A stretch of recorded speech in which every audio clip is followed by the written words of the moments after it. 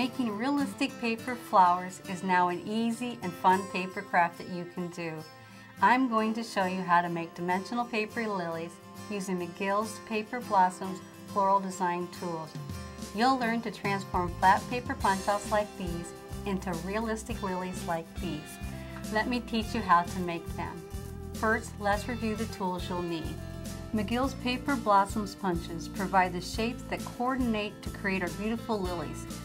McGill's Paper Blossoms Toolkit with 3 tools offers 6 different size stylus balls to mold and add details to shapes. Also, a straight reverse tweezers holds the petals and leaves comfortably as you assemble your flowers.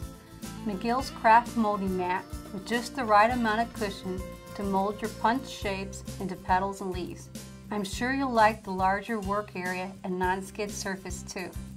Other supplies you'll need are clear, quick-drying paper crafting glue that lets you set your petals, keep them upright and in position, and gives a strong bond when it dries.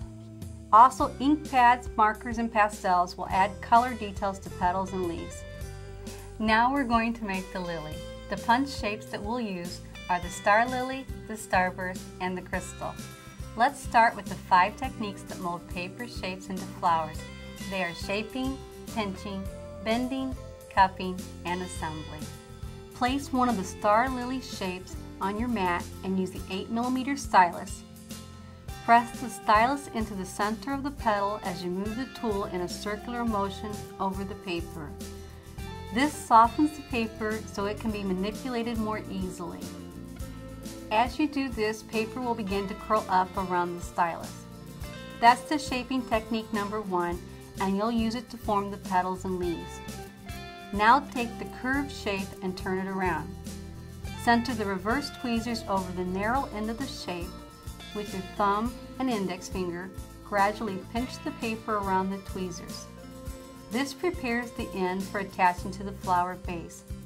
This is called pinching, and that's technique number 2.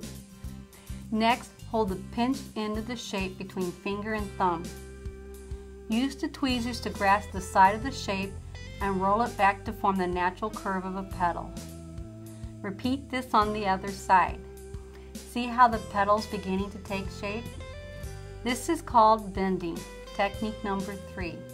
Let's put this aside for now and move on to cupping, which is technique number 4. Place a crystal shape on the mat and hold the 8mm stylus at a 90-degree angle to the paper.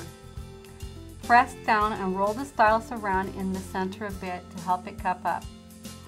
As you apply pressure, the shape forms a cup around the stylus. Don't worry if the paper creases a little. All the petals and leaves will attach to the cup base, just like on a real flower. The last technique is number 5, and it's the assembly of the flower. I like to work on a non-stick craft sheet, or any scrap of paper will do. Apply a little dab of glue at a time. Since the glue is quick setting and will dry, I just add more glue as needed to keep it fresh. Also, you won't want to glue over the molding mat. It needs to stay clean and dry. To finish our lily, you'll need 6 large star lily shapes. Take your ink pad and edge the shape of each petal with color. Rub the base of the petal against the ink pad too.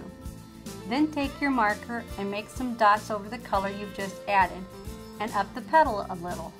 This adds interesting color details to your finished flowers. I've already prepared our lily petals that have been colored, shaped, pinched, and bent. Start with the cup crystal base and dip the narrow end of the star lily petal shapes in glue and attach them to the crystal extensions. See how nice the petals look with the added color details? Next, punch a starburst shape and color the round tips with a marker. Then cup the shape using technique number 4 to create the flower center. And glue the cup starburst shape into the center of the lily.